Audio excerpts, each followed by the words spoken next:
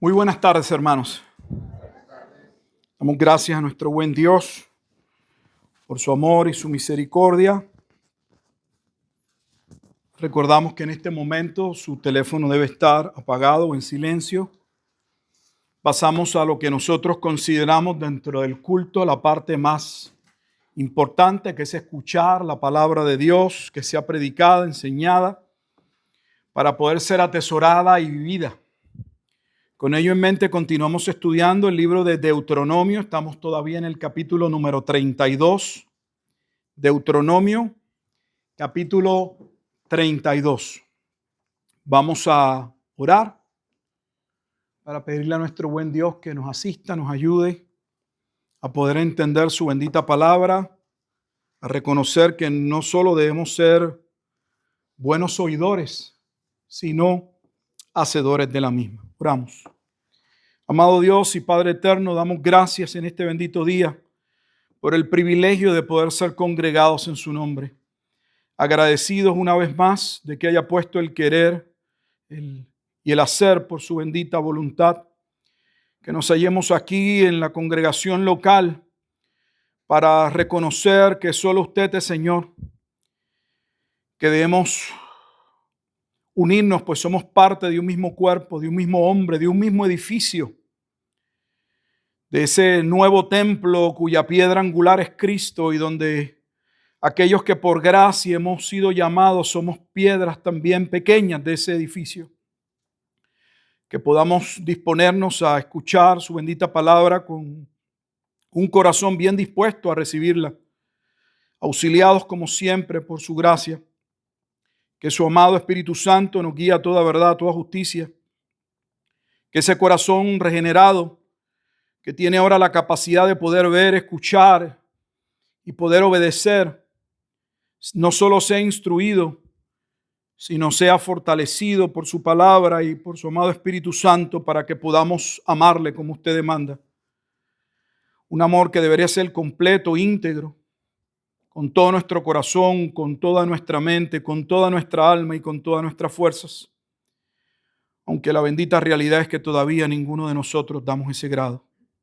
Pero qué bueno, Señor, que reconocemos que el que comenzó en nosotros la buena obra la perfeccionará. Qué bueno es saber que aunque todavía no somos obra acabada, somos hijos de Dios. Así como Juan escribió en Primera de Juan, capítulo 3, hijitos, ahora somos hijos de Dios. Mirad con cuál amor Él nos ha amado para que seamos llamados hijos de Dios. Damos gracias por ese bendito privilegio y por lo tanto nos acercamos a la Escritura con reverencia, orando siempre en nombre de Dios Padre, Dios Hijo y Dios amado Espíritu Santo. Amén y amén. Estamos leyendo una porción de la Escritura que considero ha sido muy descuidada, lo que es el cántico profético de Moisés. Estamos en el capítulo 32 y permítame una vez más hacer una pequeña introducción de cómo llegamos aquí. Moisés sabe que no va a entrar a la tierra prometida, pero sabe que él no es el verdadero libertador. Él ya ha anunciado proféticamente que vendría un profeta que a ese escucharían los que habrían de ser salvos. Deuteronomio 18, 16 al 18. Cuando se acerca ya el momento de entrar y ha sido seleccionado por gracia un remanente, mientras el resto ha sido condenado a divagar y a morir en el desierto por no haber creído, Moisés vuelve a recordarle al pueblo que va a entrar la palabra de Dios. Dice, tenemos un Dios santo y sus demandas son altas. Van a entrar a poseer una tierra y van a estar en las cercanías de otros pueblos con otras costumbres. De antemano, no entreguen sus hijos a sus hijas, ni tomen sus hijas para sus hijos. Dios es un Dios celoso y vengativo. Estas son las bendiciones y las maldiciones con relación a la obediencia. Y Dios fue muy claro. Si hacen lo que yo digo, pueden contar con todas estas bendiciones, que no son otra cosa que el resultado de su presencia. Pero si ustedes me desobedecen, yo me voy a alejar o me voy a apartar, y el que Dios se aparte son las consecuencias, cada una de las maldiciones expresadas. Capítulo 29, Dios les dice, o Moisés habla y dice, el pueblo todavía no tiene un corazón para entender. Dios no le ha dado corazón para entender. Pero se dice en el capítulo 30 que ese pueblo vendría a tener un corazón cuando Dios los circuncidara. Dios iba a obrar en ese corazón para que una parte de ese pueblo pudiera amar a Dios como Dios merece ser amado. Capítulo 31, Dios llama a Moisés y a Josué frente al tabernáculo de reunión, muestra su gloria, ellos saben que la presencia de Dios está allí, y Dios habla y de antemano le dice no solamente a Josué que debe fortalecerse, debe cumplir con lo que Dios le ha dicho, Dios garantiza su presencia, Él va delante de ellos, pero también le dice a ese pueblo que vas a entrar a la tierra prometida, es un pueblo que se va a corromper, es un pueblo que me va a abandonar, es un pueblo que muy pronto se va a apartar de todo aquello que les dije que debían obedecer, y va a venir mal sobre ellos. Me voy a enfurecer contra ese pueblo y los voy a destruir. Eso va a suceder, Deuteronomio 31, 29, en los postreros días. Entramos al capítulo 32 y comienza Dios a afirmar que eres la roca, una roca perfecta, el Dios de salvación, quien por gracia les había tomado. ¿Cómo es posible que el pueblo se fuese a apartar? Dice, la mancha no está en Dios. La mancha es de sus hijos. Y empieza la narración mostrando cómo Dios los toma y los conduce, los saca de Egipto, que dicho sea de paso, ese es el cumplimiento de la promesa o la profecía, promesa y profecía que Dios le da a Abraham. En ese capítulo todavía no se llama Abraham. En Génesis capítulo 15, le dice que ese pueblo pasaría a servidumbre y que estarían por 400 años bajo servidumbre hasta el día que Dios los sacase de esa servidumbre. Y ese es el tiempo en el que Dios va a llamar a Moisés y la razón por la que van a salir de Egipto. Es el cumplimiento de Génesis capítulo 15. Y el relato comienza como Dios ha cuidado a este pueblo. Lo ha cuidado como la niña de sus ojos. Los ha cuidado como un ave que tiene cuidado de sus polluelos. Los protege, extiende sus alas, los reúne, los conduce. Disfrutaron por mucho tiempo de la bendición de Dios hasta que encontramos el pero. Los peros casi siempre van a hablar de cosas que no son buenas, a veces positivas, sí, pero en ocasiones negativas, y en este caso es negativa. Pero dice que Jesurún, Deuteronomio capítulo 32, versículo 15, engordó y pateó. Se olvidó del Dios que le había tomado, del Dios que le había bendecido, de ese Dios que había visto hacer cosas extraordinarias. Vieron aquellas señales en Egipto.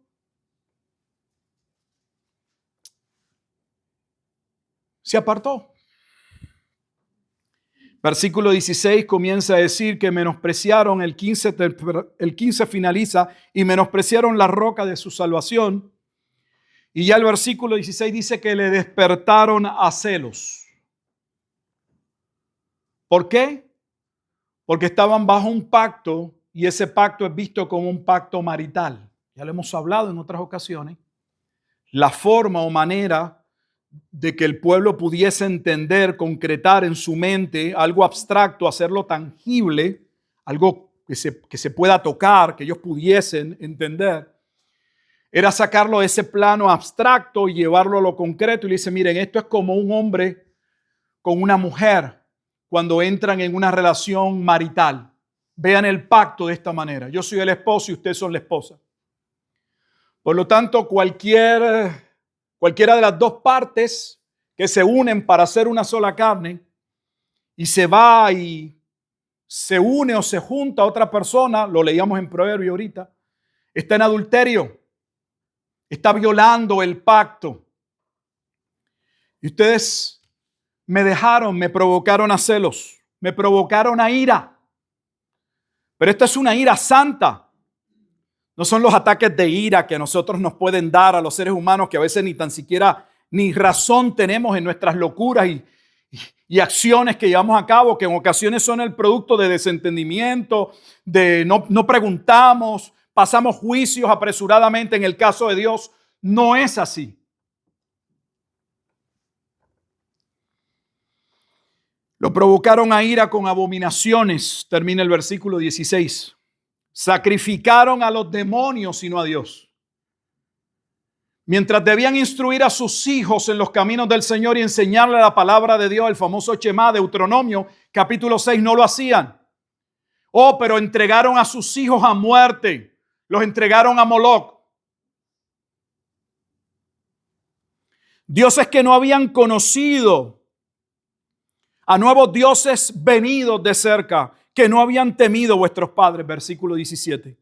De la roca que te creó te olvidaste. Ve el nombre que Dios usa para referirse de sí mismo. Él es la roca. Y esta roca le voy a mostrar es Cristo. Es Cristo. Pero es que está hablando Jehová a Moisés. ¿Y qué es que Jehová es diferente del Padre al Hijo? Va a ver la transición.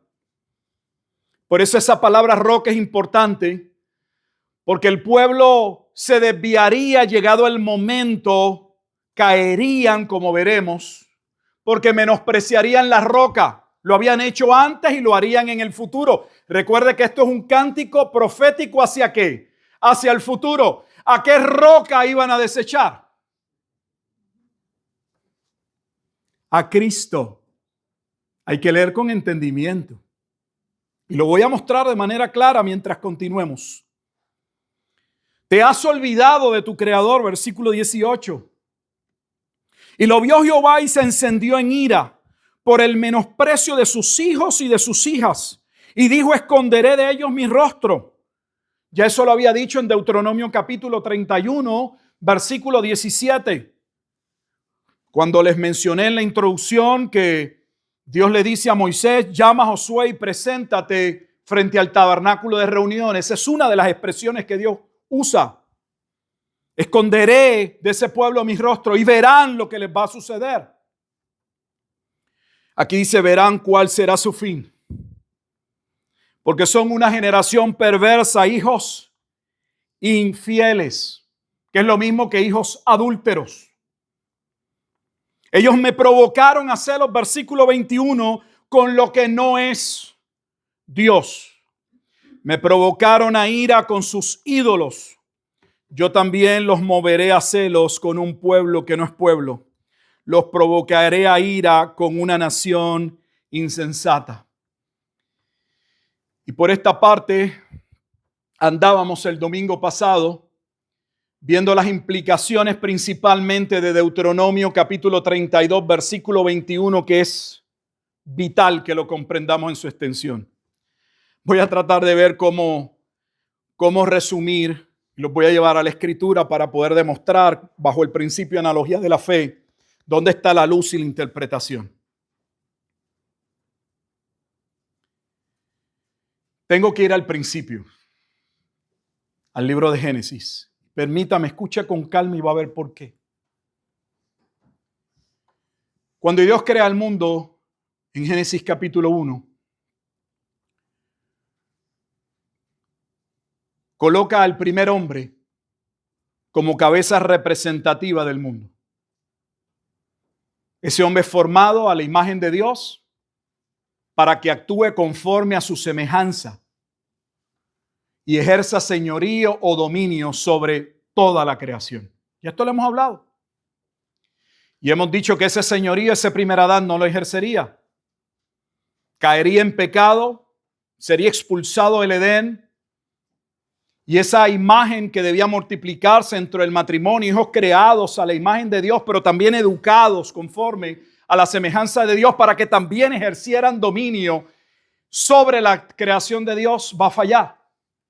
Pero Dios sabía que habría un segundo Adán que ya estaba en el plan de Dios desde la eternidad, que Satanás ni tenía idea de que en Génesis capítulo 1, versículo 26 en adelante estaba Cristo, que allí estaba el segundo Adán, que esa promesa no se limitaba al primer Adán.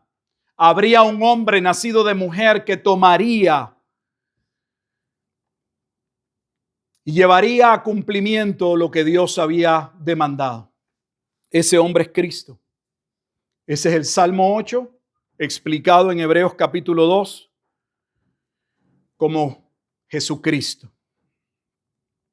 Dios comienza a preservar un linaje. Un linaje del cual, como se ha prometido en la caída en Génesis capítulo 3, versículo 15, vendría un Salvador, un Mesías. No es un Mesías de Israel porque Israel no existe. Hay solo una humanidad y esa humanidad es una humanidad. No hay razas. Hay una raza. Ese cuento de las razas no existe. Eso es un invento nuevo, reciente. Lo que existe es la humanidad. Y esa humanidad quedaría dividida entre los hijos de Dios y los hijos de la simiente. Y de la simiente de la mujer, de ese hijo que vendría de la mujer. Vemos las repercusiones del pecado, pero también vemos a Dios preservando a un pueblo, una semilla. Se da el primer juicio y vemos que nada cambia al hombre. Noé salió y se embriagó. Uno de sus nietos tuvo algún contacto indebido con su abuelo. Su abuelo lo va a maldecir y lleva el nombre del mismo lugar que ellos van a tener que ir a conquistar. Casualidad, Canaán.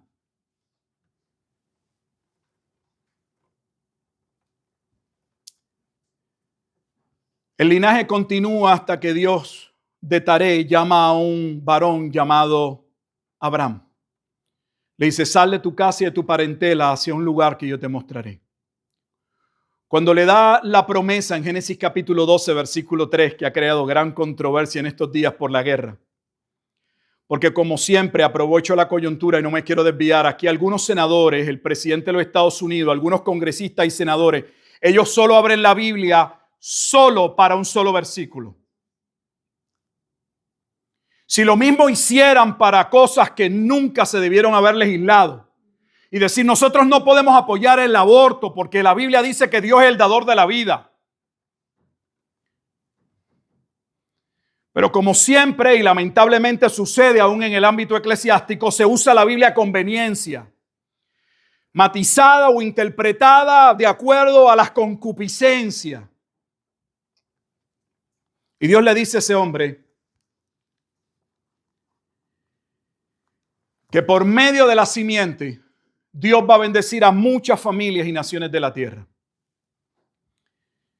Ese pasaje hemos visto que es interpretado en el Nuevo Testamento y nada tiene que ver con Israel. Israel no existe en Génesis capítulo 12.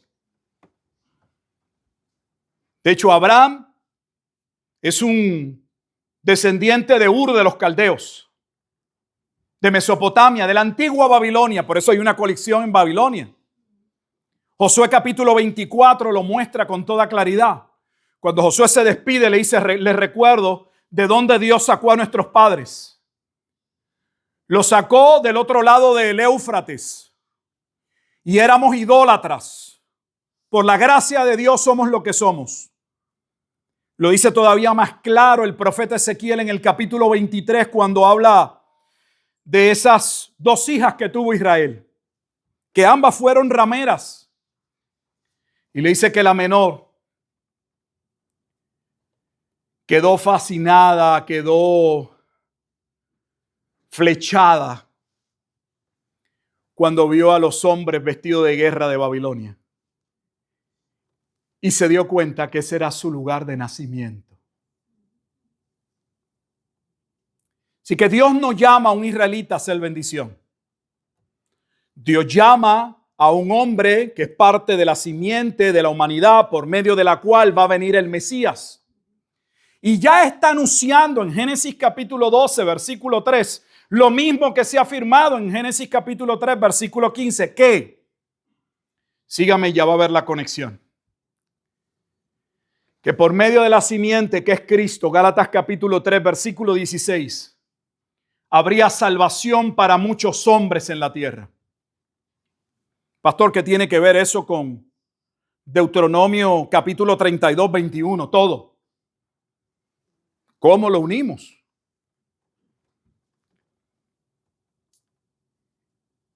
Esas naciones gentiles que iban a ser llamadas, o esos pueblos, ese momento en el que los pueblos serían alcanzados, Dios había diseñado también el momento en el que eso ocurriría. Dios trataría primero con un remanente, preservando el linaje hasta la llegada del Mesías. Ese es Cristo. Pero llegado el cumplimiento de los días postreros y la venida de la roca, el pueblo que Dios había levantado, preservado, para que por medio de él, del linaje de Judá, conforme a Génesis capítulo 49, viniese el Mesías, le abandonaría. Y le abandonaría porque no todos eran parte del verdadero Israel. Pero dentro de Israel estaba el verdadero Israel, aquellos llamados como Abraham a salvación por medio de la fe. Y Dios tenía un tiempo, un momento, no solo como dice Gálatas 4:4, para la llegada del Mesías, cuando vino el cumplimiento del tiempo, sino también un tiempo para que ese evangelio alcanzase a las naciones. Si usted mira en el Antiguo Testamento, no vemos casi los gentiles. Y si vemos los gentiles, los vemos básicamente circunscritos a la región de ¿qué? De Canaán, un poco más lejos. El resto del globo no está en el Antiguo Testamento. No está. Y básicamente los que entran a poseer la tierra van a destruir esas naciones gentiles. Y nos llevamos la mente de que Israel son los buenos y los gentiles son los malos, los que Dios va a destruir. Vemos a Dios teniendo misericordia, enviando profetas a la nación de Israel, pero no vemos esos profetas siendo enviados a naciones gentiles. Hay una excepción en el Antiguo Testamento y es el profeta Jonás. Porque Jonás es un prototipo de Cristo donde representa su muerte y su resurrección. Y la ciudad de Nínive y lo que ocurre en Nínive representa lo que ocurriría posteriormente, que ya mostraría los celos, el coraje, el desentendimiento en el propio Jonás al no entender por qué Dios no había destruido a esos gentiles. Todavía presagiaba lo que iba a suceder. Deuteronomio 32, 21 está marcando el momento en el que en el tiempo de Dios habría el cambio del antiguo pacto al nuevo pacto. El nuevo pacto se concretaría por medio del Mesías. Dios le había pedido al pueblo bajo el antiguo pacto, lo hemos visto en Deuteronomio, que debían circuncidar su corazón. Porque si no circuncidaban su corazón, no iban a poder amar a Dios con todo su corazón, con toda su alma, con toda su mente, con todas sus fuerzas. Pero mientras por un lado Dios le dice al pueblo que debe ocurrir algo en su corazón, sin entrar en contradicción dice, pero ustedes no pueden llevar a cabo la circuncisión. Solo Dios, yo puedo obrar en sus corazones para que ustedes me puedan honrar y buscar como yo debo ser hallado. ¿Cuándo iba a ocurrir eso? En los mismos postreros días. Cuando llegase la roca, el Mesías, sería despreciado por el pueblo. Pero a la vez él haría una obra gloriosa por medio de la cual un remanente sería transformado para poder amar a Dios como Dios merece. Se cumpliría Deuteronomio 30. Jehová circuncidaría vuestro corazón. Pero en el momento de la transición del antiguo pacto al nuevo pacto, ya se muestra el endurecimiento de una parte del pueblo de Israel, que no iban a entender, que menospreciarían a Cristo como la roca. y que ese momento era importante dentro del plan de Dios, porque ese sería el momento en el que Dios, antes del juicio, provocaría a celos al pueblo de Israel, mientras comenzaría a tener misericordia de los gentiles. Ese momento, esa transición, es la que Pablo explica en la carta a los romanos. Cuando les identifica en el capítulo 10, usando el cántico profético de Moisés, usando Deuteronomio 32, 21, y explicando por qué el pueblo en su mayoría no habían recibido a la roca. Dice, no lo han recibido no porque no entiendan. No lo han recibido no porque los mandamientos de Dios estén tan alto en el cielo, tan profundo en el mar. No le han recibido porque Dios dijo que Dios vendría en ira contra ellos. La explicación está en el capítulo 11. Vaya conmigo a Romanos capítulo 11.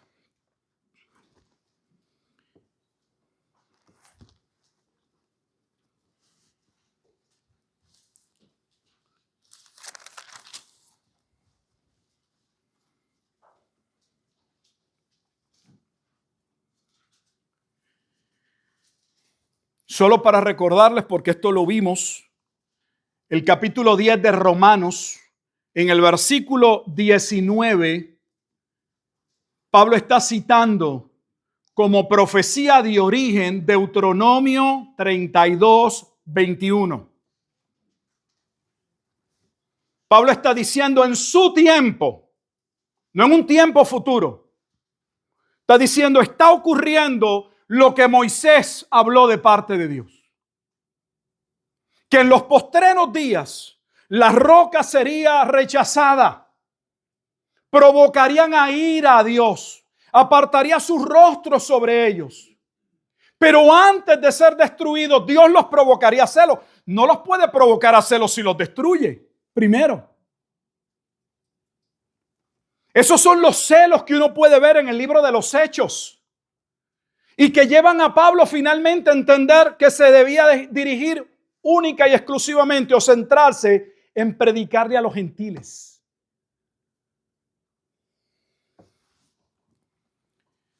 Míralo como lo dice de manera clara el versículo 7 del capítulo 11.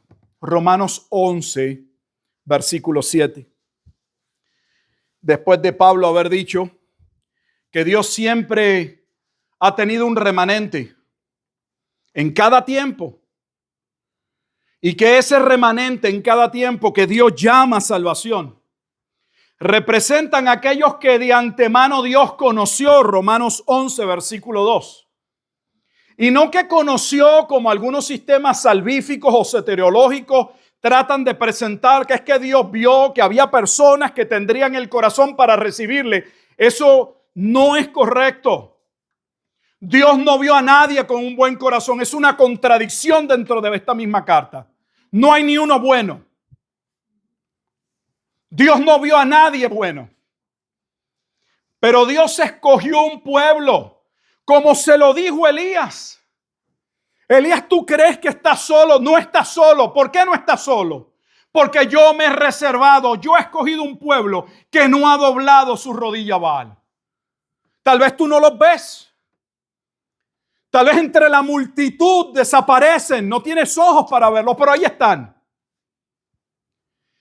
Dicho sea de paso, la Biblia nunca dice que hemos sido muchos. Entiéndalo.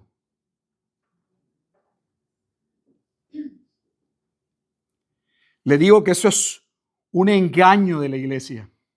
Y es un engaño que ha minado a las iglesias. Porque en su afán, no me quiero desviar del tema, pero en su afán de querer llenar bancas, de llenar auditorios, del pastor sentirse que él es exitoso, mira a las personas a las que les hablo. Terminan adulterando el evangelio. Terminan complaciendo el oído. Siempre han sido pocos. No existe, no existirá un mejor comunicador, predicador, maestro, como usted quiera llamarlo, que es Jesucristo.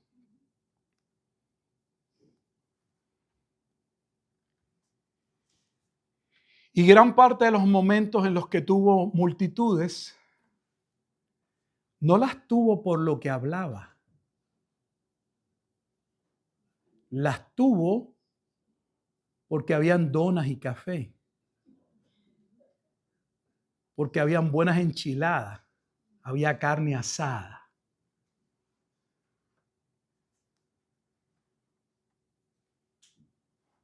Porque hacía milagros y prodigios. Y porque la gente iba a buscar su milagrito. Pero no porque entendían desesperadamente que debían correr a Él para salvación. ¿Quieren llenar esta iglesia? Me tienen que sacar.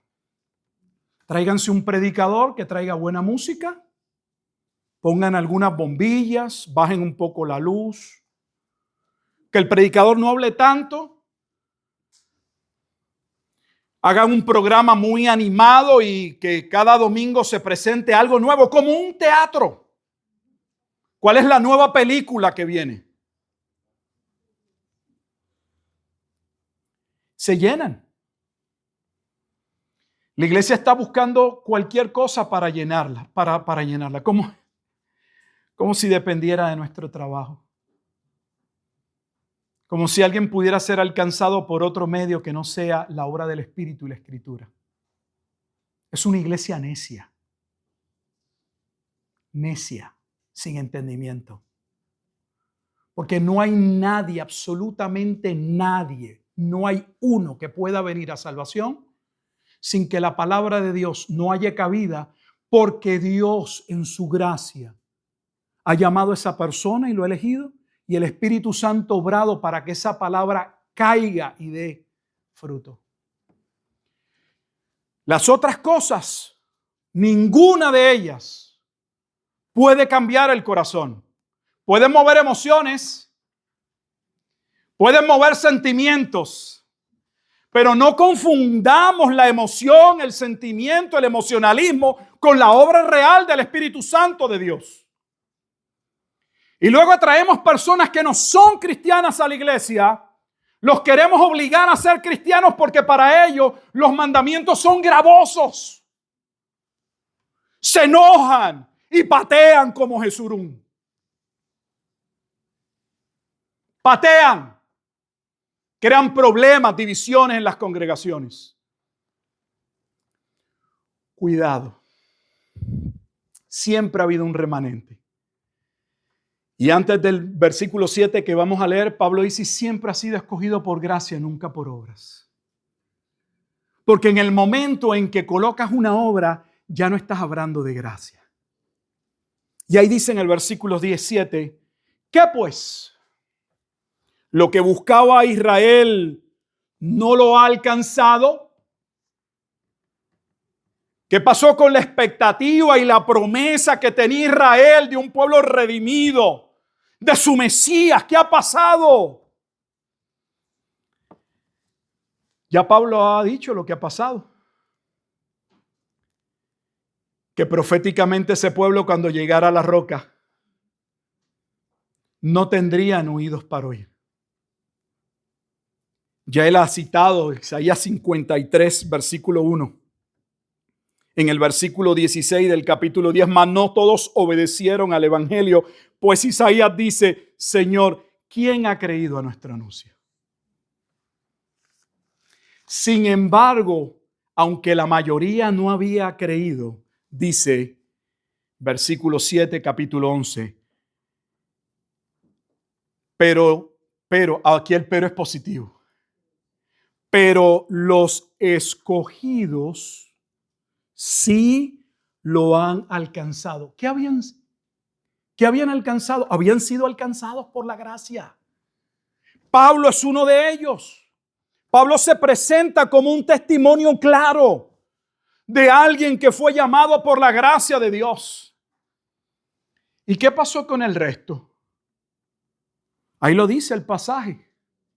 Y los demás, y los demás fueron endurecidos. O sea que Pablo los está poniendo en contexto a la iglesia y les está diciendo, esto ya se había profetizado, ya Dios había hablado. Estamos viviendo el cumplimiento del cántico profético. De hecho, para que vean que sigue hablando del cántico profético, mire el versículo 11 y observe la perícopa, el encabezado o el título, Romanos 11:11. Romanos 11:11. Mira el título. La salvación de los gentiles. ¿Por qué está este momento de la salvación de los gentiles dentro del cántico profético de Moisés? Porque el momento del endurecimiento del pueblo, cuando rechazaran a la roca, sería el momento dentro del plan glorioso de Dios que la proclamación del evangelio saldría ampliamente a alcanzar aquellas naciones de Génesis capítulo 12 en el versículo 3. Entonces, ¿todo está unido? Sí, todo está unido. Digo, pues, ¿han tropezado los de Israel para que cayesen? Sé que la traducción no es muy cómoda, pero la pregunta es, ¿qué es que esta caída de Israel es para que permanezcan caídos para siempre? O sea, esto es lo que hay, no va a suceder nada más. Esta caída es su destrucción. En ninguna manera. Pero por su transgresión, por su pecado, por lo que ya Dios le había adelantado a Moisés que sucedería en los postreros días, vino la salvación a los gentiles. ¿Quiénes son los gentiles? Con los que Dios iba a provocar a celos. ¿Cómo lo sabemos, pastor? ¿Cómo usted da un salto de Deuteronomio 3400 años atrás y se ubica en el primer siglo, en el año 50? ¿Cómo? Porque el texto lo dice. ¿Dónde lo dice? Continuemos la lectura. Pero por su transgresión vino la salvación a los gentiles para provocarles a celos. ¿De qué celos se está hablando? De los celos que habla el cántico profético de Moisés.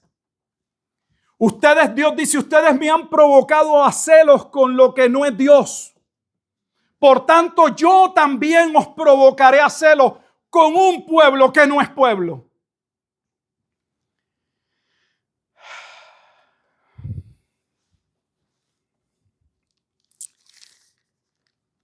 Ya esto había sido escrito hace mucho tiempo. Quisiera llamar su atención a algo que les va a ayudar a complementar. Aquí vamos a ir poco a poco. Son capítulos difíciles, pero son capítulos muy importantes que los atendamos. Ya que yo he pasado más tiempo explicando el cántico profético y nos queda, quiero llevarlos a que ustedes vean cómo posteriormente otros profetas afirmaron exactamente lo mismo que Dios le profetizó a Moisés que ocurriría. Y quiero mostrárselos en Oseas. Oseas no es el profeta que trata con el adulterio. No es el adulterio lo que mueve a celos a Dios, porque él ve que su relación con otros pueblos y con esos dioses era un acto de infidelidad. Eso no es lo que dice Deuteronomio 32. ¿Cree usted que la temática de Oseas es diferente? ¿Por qué Dios le pide ve y toma una mujer fornicaria? Porque Dios no podía tomar una esposa fiel, no habría una esposa fiel. Si Dios iba a salvar a un remanente, a naciones, tomaría hombres y mujeres corruptos, podridos en el pecado, pero Él los salvaría. Efesios 5, es el misterio de Dios. ¿Cómo se une a una esposa que tiene manchas, que tiene pecados? pero que Él en su gracia la redime, la limpia para sí mismo y la toma como una esposa que ahora no tiene ni manchas ni arrugas. Oh, es maravilloso. ¿Dónde está Oseas en Romanos? Vamos a ir a Oseas. Trasládese conmigo, vaya conmigo al capítulo 9 de Romanos.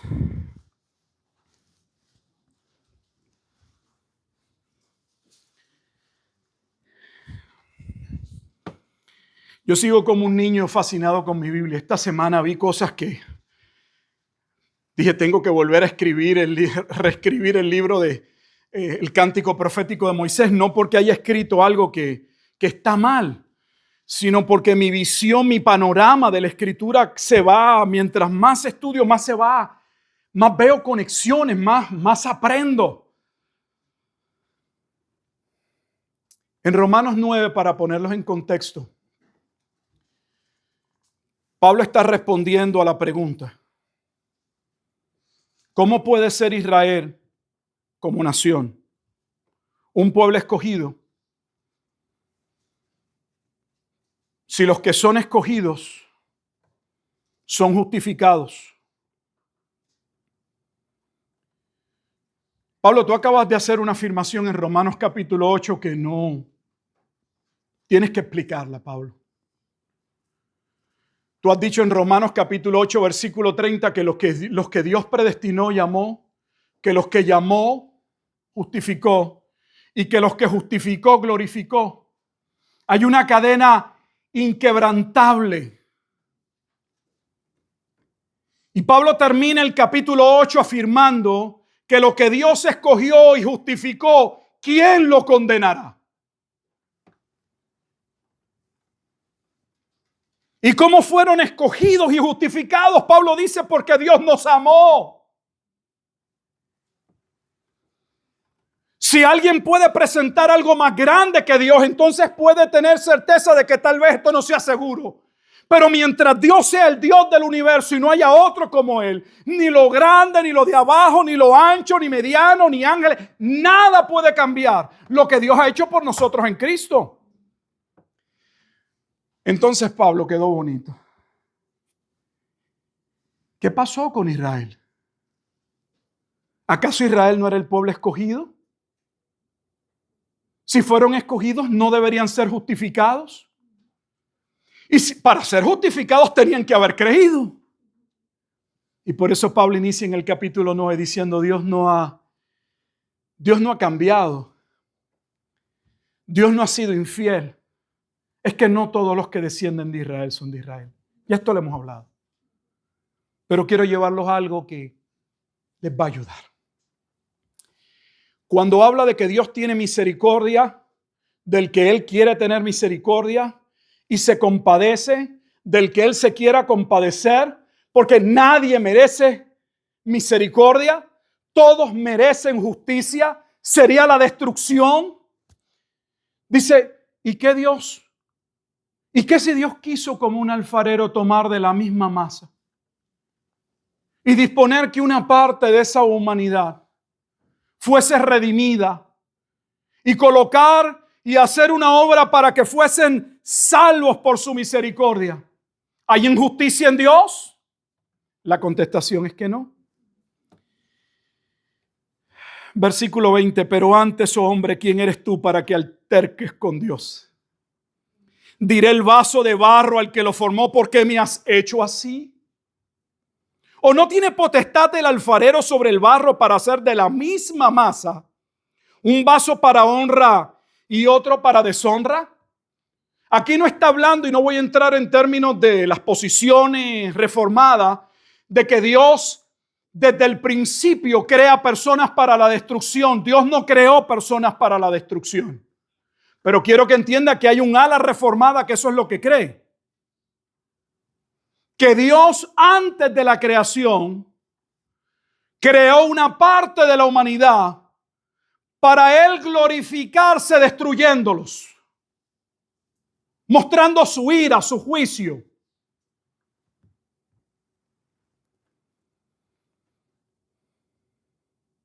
Ese es el supralapsarianismo, no vamos a entrar en eso, o lo que le llaman hipercalvinismo.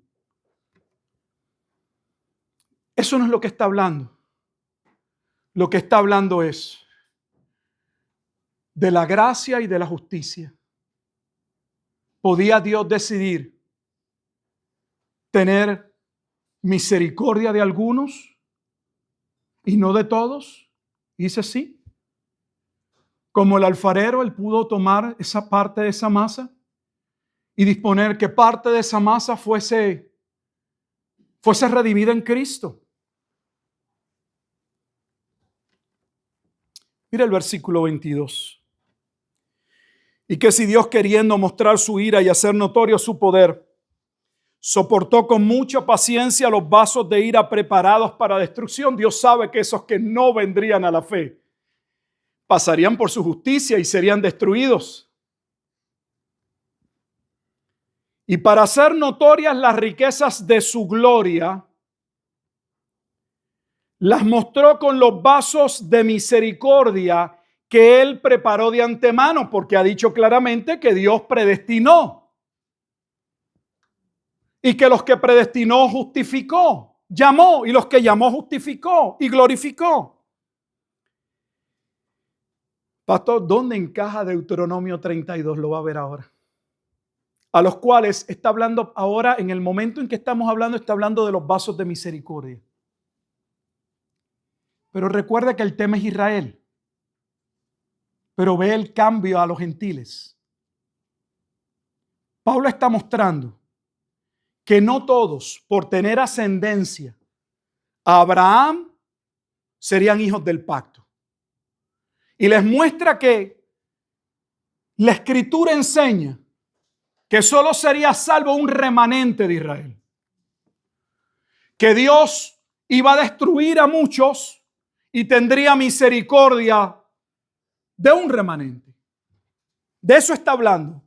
Pero escucha ahora el cambio, porque parte de ese remanente o de esos vasos escogidos para misericordia estaban incluidos los gentiles.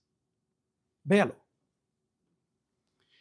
Versículo 24. A los cuales también ha llamado, esto es a nosotros, no solo de los judíos, sino también de los gentiles.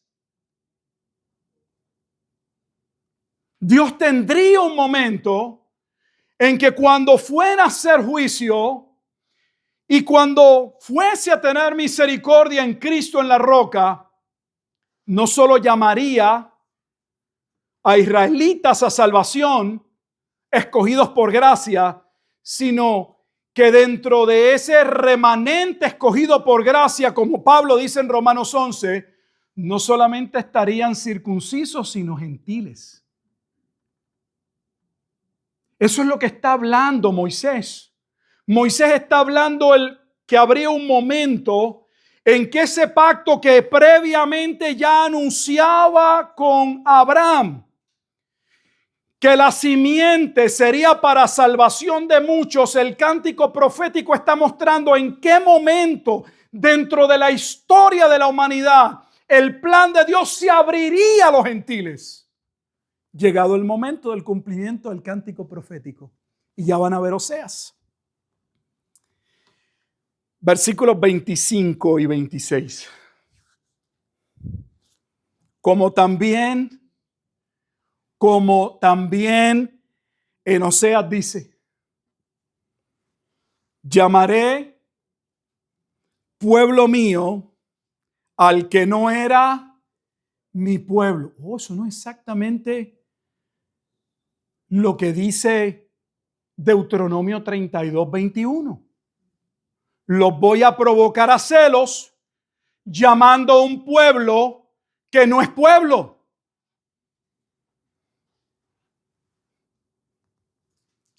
Y a la no amada, amada.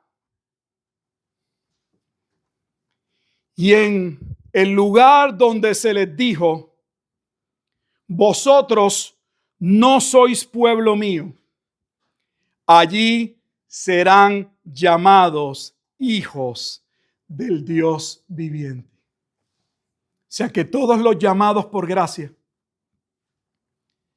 llegado el momento del cumplimiento del nuevo pacto,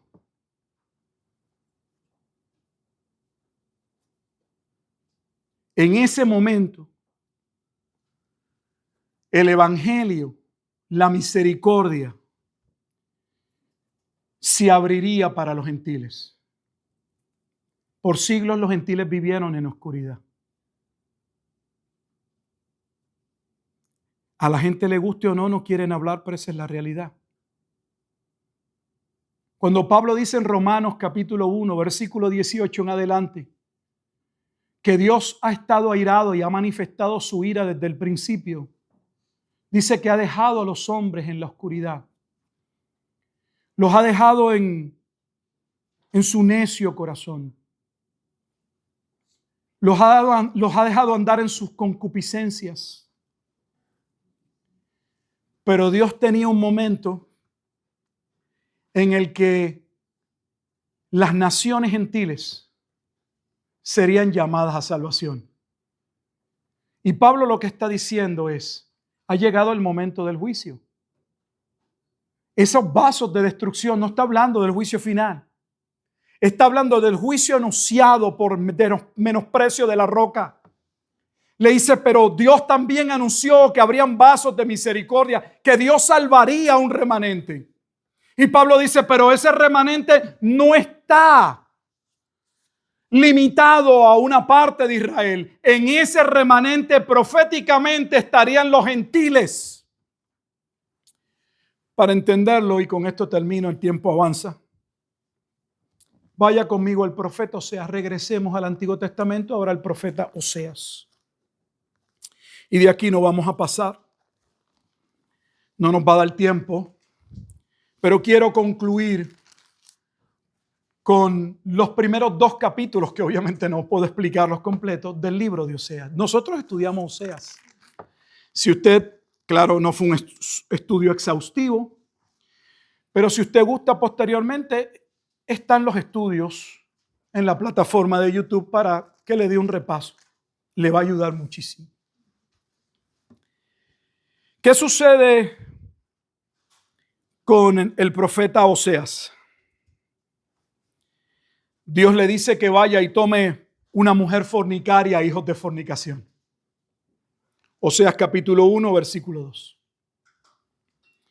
Esa esposa representa al pueblo, representa a la iglesia que sería luego redimida.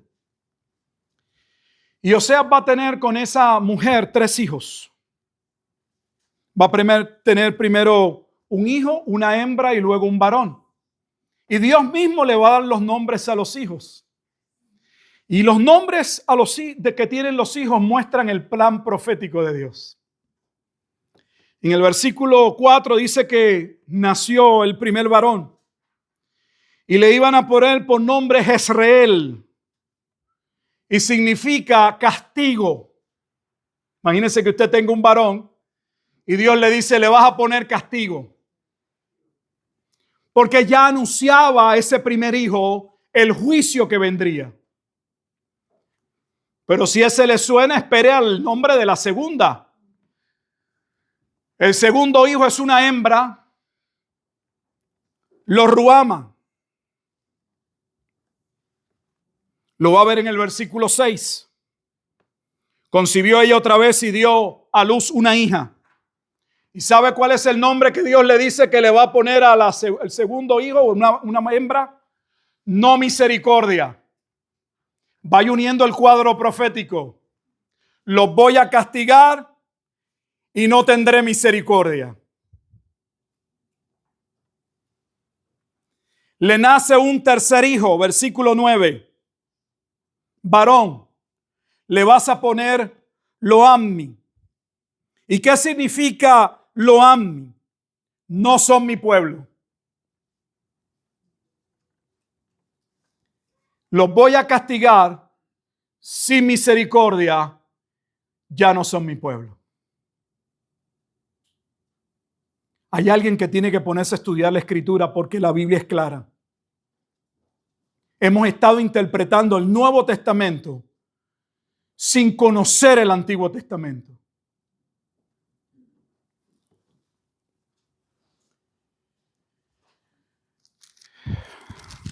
Si ustedes pudieron ver o luego lo pueden hacer el ejercicio en su casa, cuando estábamos en Romanos, no tienen que ir, cuando estábamos en Romanos, allí en el capítulo 9, el versículo 26, decía, y en el lugar donde se les dijo, vosotros no sois pueblo mío, allí serán llamados hijos del Dios viviente. Está citando Oseas capítulo 1, versículo 10, que dice, con todo, recuerda que tiene 3 hijos, castigo, no misericordia, no son mi pueblo. Y mientras el cuadro parece aterrador, es de juicio devastador, a la vez, en medio del juicio hay salvación. Mira lo que dice. Con todo, Oseas 1:10, será el número de los hijos de Israel como la arena del mar. Eso es Romanos 9:26, la parte final. Que no se puede medir ni contar. Vosotros no sois pueblo mío. Vosotros no sois pueblo mío. Les será dicho, sois hijos del Dios viviente. ¿Cuál es la interpretación que da Pablo? La acabamos de ver en Romanos. Estamos siguiendo el principio de analogía de la fe. Entonces Pablo claramente está diciendo que llegado el momento del castigo, donde Dios no tendría misericordia, porque ya no serían su pueblo, no obstante, Dios salvaría un remanente que sería amplio como la arena del mar, porque no estaría constituido únicamente del remanente que sería llamado a salvación por gracia, los escogidos, Romanos 11, si lo han alcanzado, y los que no fueron endurecidos. ¿Quién completa la arena del mar? Porque si Israel, Dios le está diciendo, los voy a castigar sin misericordia, ya no son mi pueblo, porque ahora para ser mi pueblo tienen que pasar al nuevo pacto. Y Pablo dice, porque en esa masa el alfarero colocó, ya tenía en mente, llamar a los gentiles.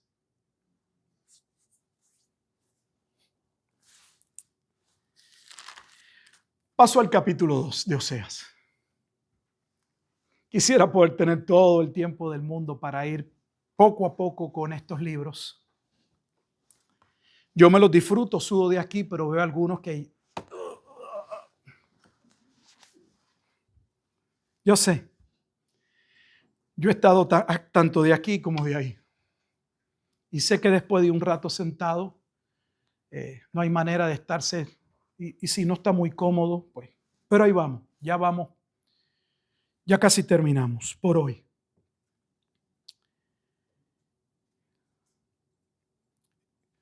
Continúa hablando del juicio que va a venir sobre Israel,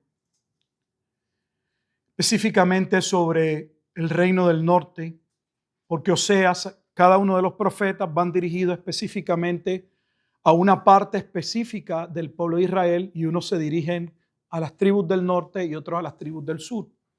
Oseas cubre ambos pueblos, pero Oseas es uno de esos profetas que anuncia la destrucción de Israel por mano de los asirios.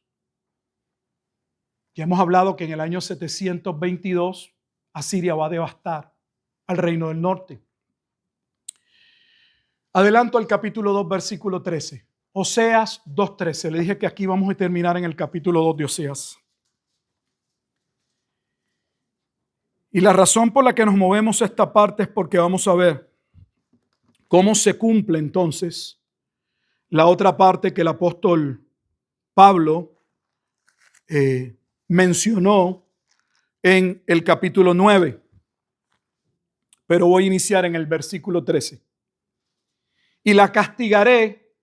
Recuerden que el primer hijo, ponle castigo. La segunda fue una mujer, no misericordia. El tercer varón, no son mi pueblo. Versículo 13, y la castigaré por los días en que incensaba a los Baales y se adornaba de sus zarcillos y de sus joyeles. Este es el mismo cuadro de Apocalipsis capítulo 17. Vestida como ramera entre pueblos paganos. Y se iba tras sus amantes. Y se olvidaba de mí, dice Jehová. Escuche. Pero he aquí, ¿recuerdan Oseas 1:10? Después de profetizar, los castigaré sin misericordia y no son mi pueblo. Abruptamente dice, pero voy a salvar un pueblo que será como la arena del mar. Los va a destruir, pero los va a salvar. ¿Cómo los destruye y los salva? Nos queda por explicar, pero ya van a ver, es glorioso. Versículo 14, 2:14. Pero aquí yo la atraeré. ¿Quién la trae? Ella es adúltera. Ella ha abandonado a Dios. Nunca la Escritura dice que el hombre inicia su retorno a Dios. Nunca. Es Dios quien actúa. Es Dios quien obra. He aquí yo la atraeré y la llevaré al desierto. Y hablaré dónde ocurre el milagro de la salvación. Y hablaré a su corazón. Y le daré sus viñas desde allí y el valle de Acor por puertas de esperanza. Y allí cantará como en los tiempos de su juventud. O sea, Dios está hablando de una segunda peregrinación, de una segunda salida de un desierto. ¿De qué desierto? Del desierto en el que vivían en el primer siglo. Por eso cuando estamos en Apocalipsis, el pueblo que sale como si fuese un segundo éxodo de Egipto. Ahora teniendo a Cristo como el profeta que conduciría a su pueblo en el nuevo pacto, como Yoshua, Josué, a la tierra prometida.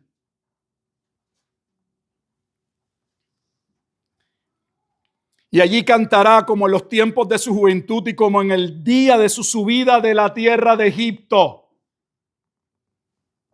En aquel tiempo, dice Jehová, me llamarás Isi y nunca más me llamarás Baali. ¿Cuál es el juego de las palabras? Me llamarás mi marido, no mi Señor. La relación cambiaría.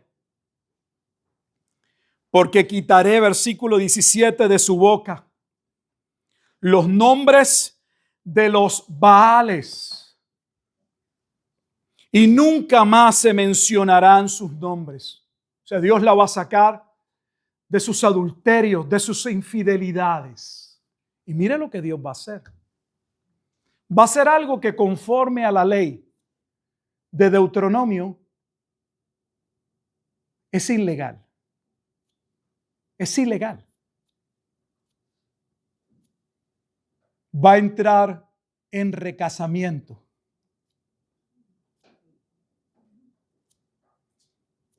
Por eso cuando entramos al Nuevo Testamento, se usa tanto la imagen de las bodas, que la mayoría no entiende de qué se trata. Creen que solo es una festividad y que Jesús está supliendo, no sé, en las bodas de Caná de Galilea, un poco de vino. Es el recasamiento. ¿Y qué es el recasamiento? Ya les expliqué ahorita, podrían saberlo. El antiguo pacto no era un pacto marital. Entonces el nuevo pacto, ¿qué es un pacto? Pacto marital. Miren cómo lo va a decir. Versículo 18. En aquel tiempo haré para ti pacto.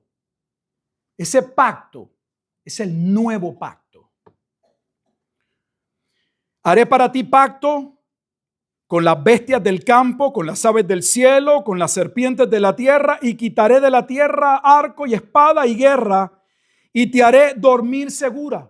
¿Por qué menciona todo esto? Porque está recordando que cuando Dios creó el mundo, colocó sobre un hombre el ejercer dominio, señorío sobre la tierra. El primer hombre formado del polvo llevaba la imagen de Dios. El segundo hombre nacido de mujer era la imagen de Dios, Cristo. Toda la creación respondería, se sometería a ese hombre. Y te desposaré conmigo, versículo 19. ¿Lo quiere ver más claro? Y te desposaré conmigo para siempre. Porque el nuevo pacto es un pacto inquebrantable, eterno. Te desposaré conmigo en justicia, juicio, benignidad y misericordia. Y te desposaré, la tercera vez dice, conmigo en fidelidad y conocerás a Jehová. En aquel tiempo responderé, dice Jehová.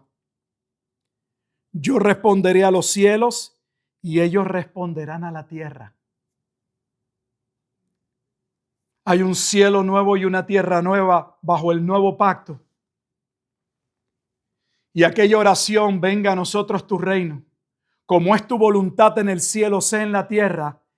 Ahora no hay una separación entre cielo y tierra. Todo está unido bajo este hombre y su esposa que él viene a desposar. Y la tierra responderá al trigo, al vino, al aceite. Recuerdan que en el huerto, por eso iniciamos en un huerto en Génesis y terminamos en un huerto en Apocalipsis.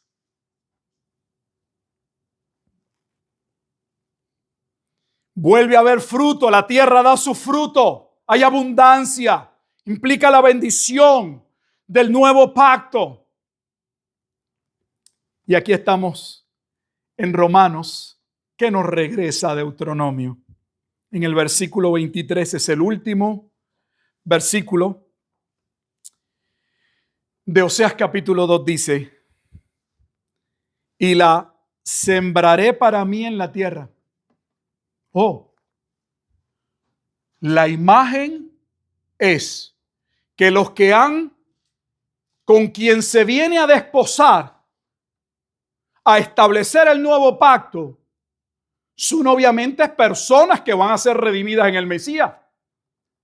Pero mire la imagen que está usando. Él las va a sembrar en la tierra.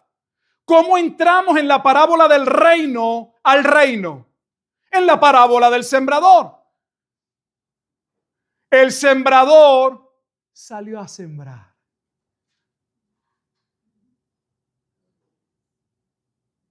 ¿De dónde vienen las parábolas? ¿Son solo figuras de eventos del ámbito cotidiano? Y la sembraré para mí en la tierra. Y tendré, escuche, y tendré misericordia de lo ruama. Tendré misericordia de los ruama. Aquí hay un juego de palabras en hebreo, en español también se ve si uno presta atención. Recuerde que la segunda hija que le van a hacer Oseas es no misericordia. Pero ahora dice que cuando el Mesías se desposara con la iglesia, con el pueblo que viene a redimir, que ya en el capítulo 1, versículo 10, Pablo en Romanos capítulo 9 nos ha dicho que los gentiles seríamos parte de los vasos de misericordia. Dice, Yo había dicho que no tendría misericordia, pero tendré misericordia. Tendré misericordia de no misericordia. Eso es lo que dice. Tendré misericordia de los ruama. Pero ya les dije que los ruama significa no misericordia. Entonces lo que está diciendo, tendré misericordia de no misericordia. Voy a tener misericordia de aquellos que no me debería compadecer.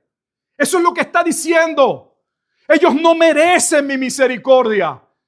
Yo no debía haber ido a buscar a esa mujer. Esa mujer fue adúltera. Ni ella viene a mí. Soy yo quien voy a buscar la adúltera. Debería haberla destruido. Pero él se va a desposar con ella. Porque él ha decidido tener de aquella que no debía tener de ella misericordia. Misericordia. Y termina diciendo, y diré a Loami, el tercer hijo varón, no eres mi pueblo, no son mi pueblo. Y diré a aquellos que no son mi pueblo, tú eres mi pueblo. Y él dirá, Dios mío.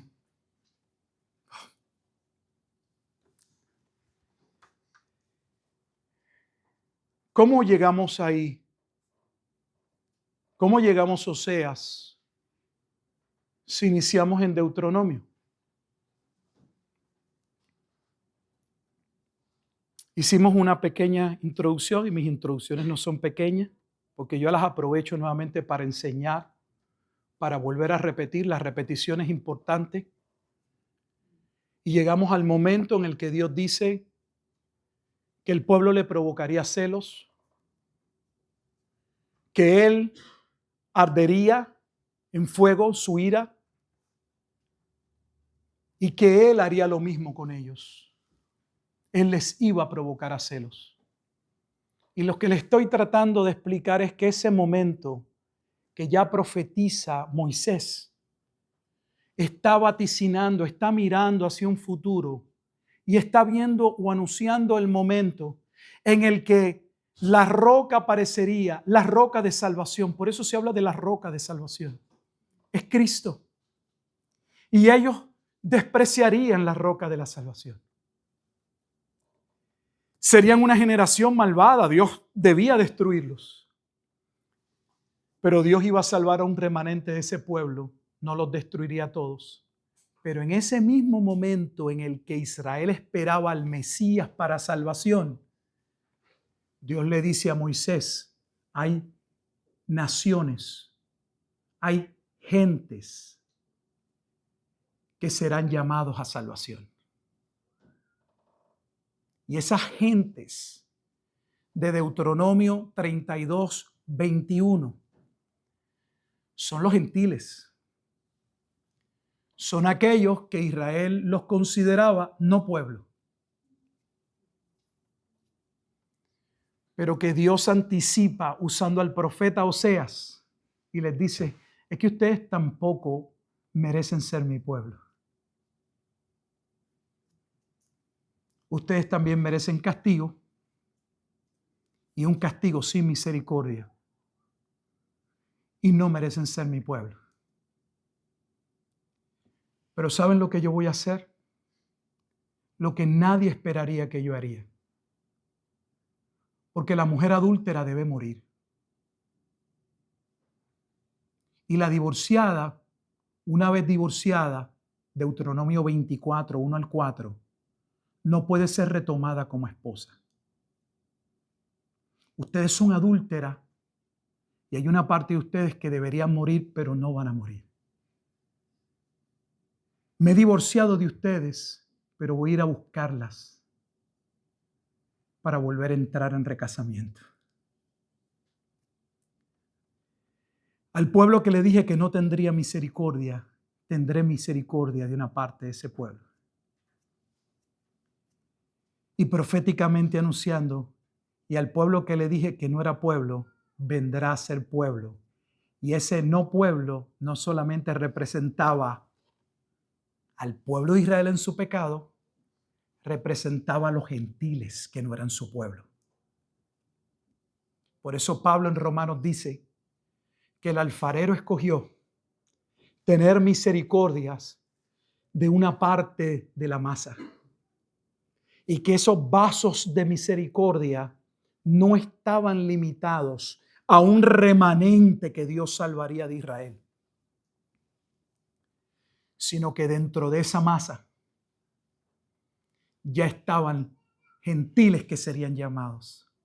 Pero ese llamamiento no ocurriría, según Deuteronomio 31:29, hasta llegar los postreros días.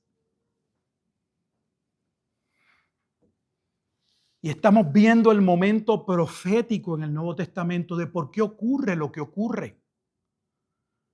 ¿Por qué Dios llama a un hombre como Pedro en un momento, en unas circunstancias que tiene hambre? Y le dice, mata y come de animales que él, conforme a la ley, jamás debía haber tocado, ni pensar comer. Nunca. Porque lo que no merecía y lo que no era sería. Por eso Dios toma a un hombre como Pablo, perseguidor de la iglesia, y lo lleva y lo escoge para predicarle a los gentiles. ¿Por qué no se pasó en otro momento dado? Porque en el reloj de Dios, en el decreto de Dios, sería en este momento dado, cumpliéndose el cántico profético de Moisés, que el evangelio sería pregonado a los gentiles. Por eso es que la gran comisión se amplía cuando Cristo muere. Él la limita en Mateo 10 solo a Judea. Pero una vez cumple el nuevo pacto, que se cumple por medio de su muerte, se lo anunció a sus discípulos en su cena antes de morir. Luego que resucita le dice, ahora bien, toda potestad me es dada en el cielo y en la tierra. Por tanto, id y haced discípulos y cumplan Génesis 12:3. La simiente va a salvar a naciones.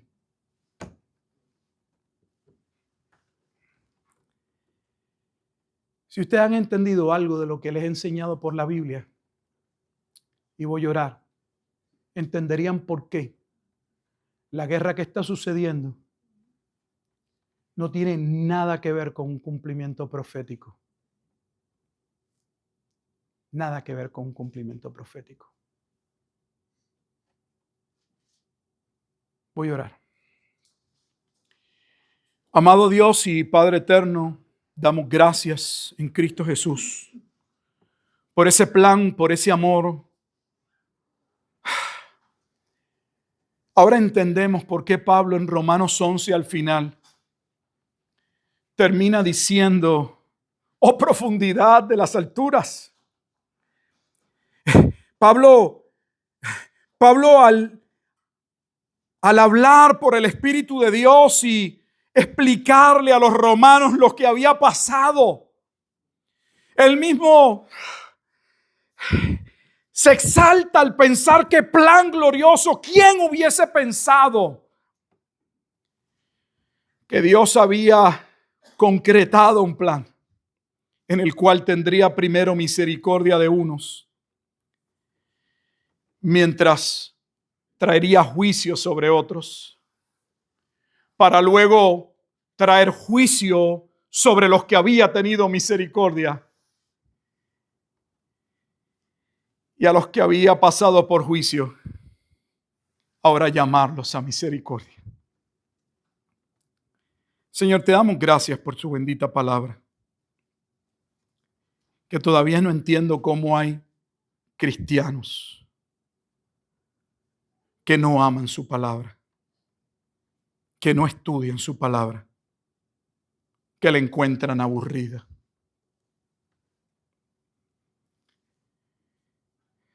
Ayúdenos, Señor,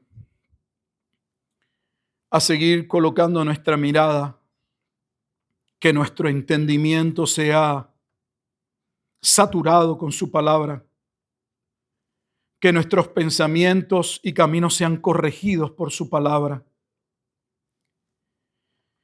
que podamos enderezar nuestra vida, nuestros hogares y todo lo que esté torcido a la luz de su palabra, que podamos ser llamados el pueblo del libro. Ahora entendemos por qué Jesús dijo con toda claridad: no tan solo de pan vivirá el hombre, sino de toda palabra que sale de la boca de Dios. Damos gracias por este día, por este tiempo, por este momento en que podemos sacar un segmento para disponernos como congregación unidos a leer, a buscar inquirir, a estudiar en su bendita palabra, la cual ha sido vida para nosotros, continúa siendo vida para nosotros, continúa transformando nuestros pensamientos, corrigiéndonos.